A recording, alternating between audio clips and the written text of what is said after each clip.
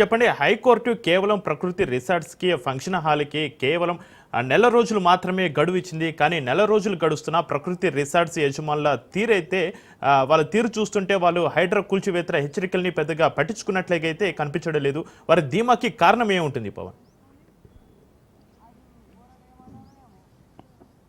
అయితే ప్రకృతి రిసార్ట్ సంబంధించి హైకోర్టులో 30 రోజుల పాటు పర్మిషన్ కూడా తీసుకుంది. దాదాపు ఇప్పటికే 28 రోజులు కూడా గడువు ముగుస్తున్నట్లుగా తెలుస్తుంది. ఇంకా కేవలం వారం 10 రోజులు మాత్రమే గడువు ఉన్నట్లుగా తెలుస్తుంది. అయితే ఇప్పటికే ఒక కూల్చివేతలను మాత్రము పూర్తిగా కూల్చివేయాల్సి ఉంటుంది. కానీ కేవలం రేకులు మాత్రమే తీసేశారు. ఎందుకంటే రేపు హైకోర్టులో ఫొటోస్ కూడా చూపించుకోవడానికి, ఎందుకంటే మేము ఆల్రెడీ తీసివేస్తున్నాము దీనికి సంబంధించి అనేది మాత్రము కేవలం ప్రూఫ్స్ చూపించుకుంటారు. కానీ నిర్మాణాలను మాత్రం ఎందుకు కూల్చివేయడం లేదు అనేది మాత్రం ప్రధానంగా ఇక్కడ అందరికీ కూడా ఇక్కడ ఒక ప్రశ్నగా మిగిలిపోయింది. ఎందుకంటే పూర్తిగా నీలమట్టం చేయాలి, ప్రకృతి రిసార్ట్స్ కావచ్చు, ఫంక్షన్ హాల్స్ కావచ్చు, నీలమట్టం అయితేనే పూర్తిగా కూల్చివేసినట్లుగా దీనికి సంబంధించి కూడా అందరికీ అర్థమవుతుంది. కానీ ఇక్కడ మాత్రం ఏ ఒక్క పని కూడా జరగడం లేదు.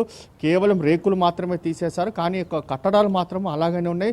అయితే దీనిపైన అధికారులు మాత్రం ఏ విధంగా ముందుకు వెళ్తారో, అసలు చర్యలు తీసుకుంటారా తీసుకోరా అనేది మాత్రము వేచి చూడాల్సిన పరిస్థితి అనిపిస్తుంది. ఎందుకంటే ఇప్పటికే ఇరిగేషన్ సంబంధించిన అధికారులు హైడ్రాకు కూడా నోటీసులు రాశారు. ఎందుకంటే ఇక్కడ అక్రమ కట్టడం జరుగుతుందని. అయితే ఇన్ని రోజుల నుంచి లేనిది ఒక్కసారిగా ఇరిగేషన్ అధికారులు ఈ మధ్య కాలంలోనే ఎందుకు ఈ యొక్క నోటీసు హైడ్రాకు రాశారని మాత్రం ఇక్కడ ఒక ప్రశ్నగా మిగులుతుంది. ఎందుకంటే ఈ కట్టడాలు కట్టి చాలా సంవత్సరాలు అవుతుంది. ఇరిగేషన్ అధికారులు దీనిపైన యాక్షన్ తీసుకునేంత రైట్స్ కూడా వాళ్ళకి ఉంటుంది. కానీ ఇరిగేషన్ అధికారులు ఎందుకు దీనిపైన యాక్షన్ తీసుకోలేరు?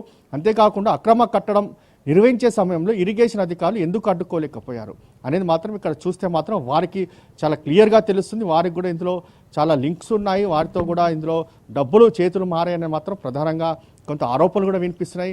ఆరోపణల నేపథ్యంలో ఇరిగేషన్ అధికారులు మాత్రము ఈ యొక్క ఆరోపణలు చాలా ఎక్కువగా కావడం, దీనిపైన ప్రకృతి రిసార్ట్స్ పైన రాజ్ న్యూస్ కథనం ప్రసారం చేయడంతో ఒక్కసారిగా హైడ్రా కూడా నోటీసులు రాశారు. నోటీసులు రాసిన నేపథ్యంలో వెంటనే కోర్టుకు వెళ్ళారు. కోర్టుకు వెళ్ళి పిటిషన్ దాఖలు చేశారు. అంతేకాకుండా దాన్నే ప్రకృతి రిసార్ట్స్ వారు ఒక పిటిషన్ కూడా విత్డ్రా చేసుకున్నారు.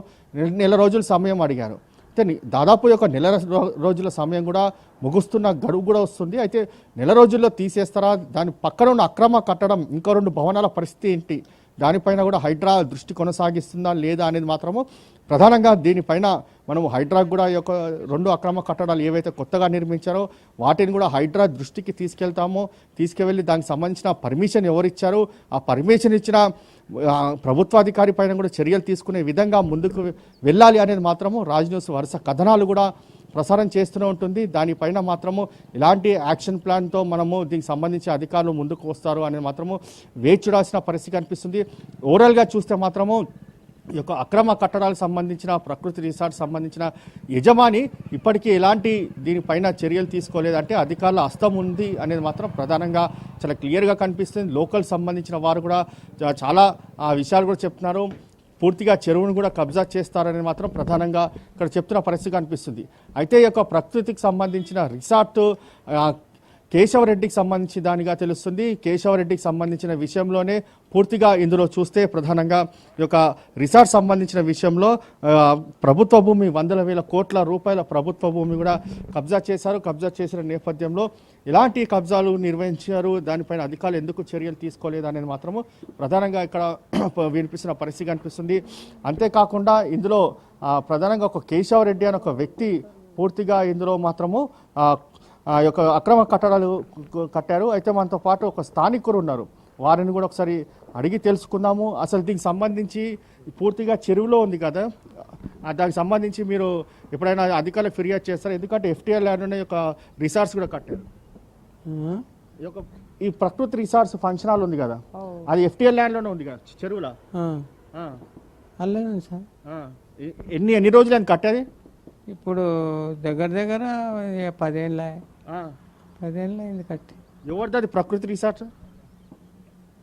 ప్రకృతి అంటే కేశవరెడ్డి. ఏం చేశారు కేశవరెడ్డి? పెళ్ళిళ్ళు చేస్తాడు. ఫంక్షన్ హాల్నా? ఫంక్షన్. ఇప్పటికి ఎన్ని పెళ్ళిళ్ళు అయినాయి దాంట్లో? చాలా అయింది. చాలా పెళ్ళిళ్ళు. రోజుకు 3 లక్షలు, 3 పెళ్ళిళ్ళు, 4 పెళ్ళిళ్ళు.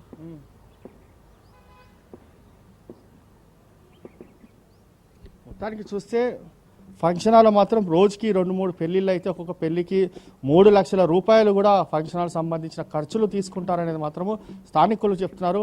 అయితే ఈ యొక్క విషయానికి సంబంధించి 10 సంవత్సరాల క్రితమే ఈ యొక్క ఫంక్షన్ హాల్ నిర్మించారంటే ఇప్పటికీ ఎన్ని కోట్ల రూపాయలు సంపాదించారని మాత్రం ఇట్లా చూస్తే మనకు అర్థమవుతుంది. ఒక్కొక్క రోజుకి ఇన్ని పెళ్లిళ్ళు జరుగుతున్నా కూడా దీనికి సంబంధించి అధికారులు ఎందుకు చర్యలు తీసుకోలేదనేది మాత్రము ప్రధానంగా వినిపిస్తున్న ప్రశ్నగా ఉంది.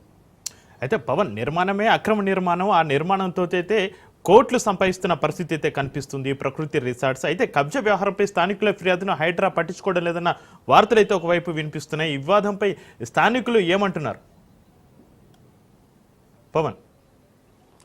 అయితే ఇందులో చూస్తే మాత్రము హైడ్రాకు సంబంధించిన విషయంలో చూస్తే హైడ్రా ఇక్కడికి రావాల్సి ఉంటుంది. కోమడికుంట చెరువుకు సంబంధించిన విషయంలో ఎంత విస్తీర్ణంలో ఉంది చెరువు గతంలో, ఇప్పుడు ఎంత విస్తీర్ణం ఉంది, ఆ విస్తీర్ణం అంతా ఎవరెవరు కబ్జా చేశారు వాటన్నిటిని కూడా తొలగించాలి అనేది మాత్రము స్థానికంగా ఉన్న ప్రజలు కూడా కోరుకుంటున్న పరిస్థితి చూస్తున్నాం.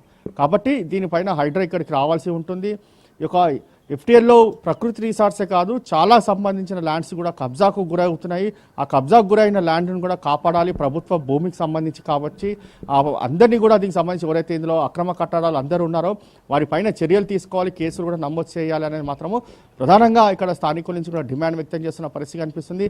అయితే ఇందుకు సంబంధించి ఇరిగేషన్ అధికారులు కూడా ఇక్కడికి రావాల్సి ఉంటుంది. కానీ ఇరిగేషన్ అధికారులు మాత్రం ఎవరు కూడా ఇక్కడికి వచ్చిన దాఖలాలు కూడా లేదు, దాఖలాలు కనిపించడం లేదు. ఎందుకంటే ఇక్కడికి పూర్తిగా ప్రకృతి రిసార్ట్ సంబంధించిన యజమానితో వారికి సంబంధాలు ఉన్నాయి కాబట్టి ఆ సంబంధాలు కొనసాగించేందుకే ఇరిగేషన్ అధికారులు ఇక్కడికి రావట్లేదు అనేది మాత్రం స్థానికులు కూడా చెప్తున్నారు. మొత్తానికి ఓవరాల్గా చూస్తే కోమడికుంట చెరువు సంబంధించిన విషయంలో ప్రభుత్వము చాలా జాప్యం జరుగుతుంది. ఇందులో ఏదో జరుగుతుంది అనేది మాత్రం చాలా క్లియర్గా కనిపిస్తుంది. అసలు ఏం జరుగుతుంది ప్రజలకు కూడా అర్థమయ్యే విధంగా చెప్పాల్సి ఉంటుంది ప్రభుత్వ అధికారులు.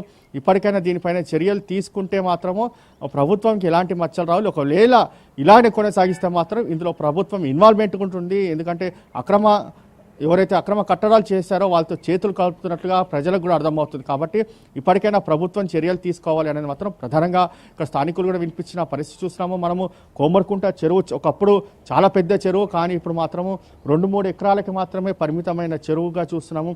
ఈ చెరువును కాపాడుకోవాల్సిన పరిస్థితి ఉంది. కానీ స్థానికులు మాత్రము ఆ చెరువుని కాపాడుకునే ధైర్యం కూడా చేయట్లేదు. అంటే కేశవరెడ్డికి సంబంధించిన భయమే వారిని పూర్తిగా వెంటాడుతుంది అనేది మాత్రము తెలుస్తుంది.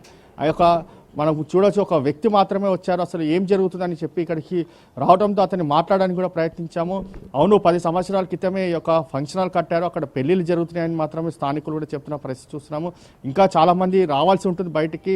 ఇప్పుడే ఒక వ్యక్తి బయటకు వచ్చారు. ఇలా ఒక్కొక్కరిగా బయటకు వస్తే మాత్రం వారందరికీ కూడా రాజ్ న్యూస్ అండగా ఉంటుంది. ఈ యొక్క రిసార్ట్స్ కావచ్చు, ఈ యొక్క అక్రమ కట్టడాలు పక్కన కొత్తగా ఉన్న భవనాలను కూల్చివేసే విధంగా కూడా మీరు కూడా రాజ్ న్యూస్తో ముందుకు రావాలి. వస్తే మాత్రం రాజ్ న్యూస్ ఎప్పుడూ అండగా ఉంటుంది. కాబట్టి వాటిని కూడా తొలగించి మీ యొక్క చెరువు ఏదైతే గ్రామానికి సంబంధించి ఉందో ఆ గ్రామానికి పూర్తిగా పునర్వైభవం తీసుకొస్తాం చెరువుకు సంబంధించి అనేది మాత్రము రాజ్ న్యూస్ ఖచ్చితంగా హామీ ఇస్తుంది. ఇంకా ఒక్కొక్కరుగా బయటికి వస్తే మాత్రం ఆ యొక్క ప్రకృతి రిసార్ట్సే కాదు, ఎవరు కూడా ఎవరిని ఏమీ చేయలేదు అనేది మాత్రం చాలా ఖచ్చితంగా అర్థమవుతుంది. Right. Thank you Pavan, thank you Ratnakumar.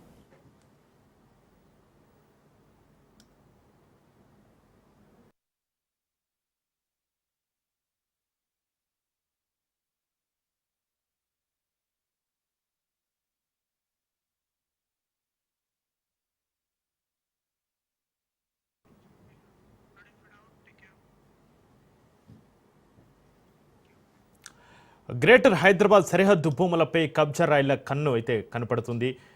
ఖాళీ జాగ్ కనిపిస్తే చాలు ఖర్చుపు వేస్తున్నారు. పొలిటికల్ లీడర్ల అండదండలు అయితే ఉన్నాయంటున్నారు. ఇష్టరాజ్యంగా భూములను దోచేస్తున్నారు. చెరువులు కనిపిస్తే చాలు అటు ఇటు భూమిని కొట్టేస్తూ పెద్ద పెద్ద ప్రాజెక్టులతో రియల్టర్ల అవతారం ఎత్తుతున్నారు. హైదరాబాద్ శివారు భూమిలో ఎఫ్టీఎల్ స్థలంలోనే భవనాలు నిర్మిస్తుంటే అధికారులు ఒకవైపు చోద్యం చూస్తున్న పరిస్థితి అయితే కనిపిస్తుంది. రిసార్ట్ ఫంక్షన్ హాల్స్ నిర్మించి కోట్ల రూపాయల స్థలం హాంఫోర్ట్ ఇచ్చారని చూస్తుంటే అధికారులు తూతూ మంత్రంగా నోటీసులు ఇచ్చి కేసులు నమోదు చేస్తామంటూ తప్పించుకొని తిరుగుతున్న పరిస్థితి అయితే కనిపిస్తుందని అయితే స్థానికులు అంటున్నారు. ఒకవైపు కబ్జా చెరువు నుంచి విడిపిస్తామంటున్నారు, మరోవైపు కబ్జాకు బరితెగిస్తారు. ఒకవైపు అక్రమ కట్టడాలను కూల్చుతుంటే మరోవైపు భూములను దున్నేస్తున్న పరిస్థితి అయితే కనిపిస్తుంది. వ్యవహారం చూస్తుంటే దొంగలు కలిసి ఊర్లు పంచుకుంటున్నట్టుగా కనిపిస్తుంది. భాగ్యనగరం చుట్టూ ఖాళీ స్థలం కనిపిస్తే గద్దల్లా వాలిపోతున్న బ్యాచ్లు అనేకంగా ఉన్నాయి. హైడ్రా రంగ ప్రవేశం చేసినా తగ్గడం లేదు. ఖాళీ స్థలాలు అంతగా కనిపించడం లేదని ఇప్పుడు రూటు మార్చి చెరువులను మింగేస్తున్నారు కేటిగాలు. మేడ్చల్ జిల్లా తూముకుంట మున్సిపాలిటీ పరిధిలోని భూబకాసురులు రెచ్చిపోతున్నారు. దేవరయాంజలు కొమటికుంట చెరువు అక్రమాలకు అడ్డగా మారిపోతుంది. ఇక ఇదే అంశంపైన ఎప్పటికప్పుడు రాజ్ న్యూస్ అప్డేట్స్ అందిస్తుంది. ఇక ఇదే అంశంపైన ఈరోజు ప్రైమ్ టైం డిబేట్ కూడా కొనసాగుతుంది. చూస్తూనే ఉండండి.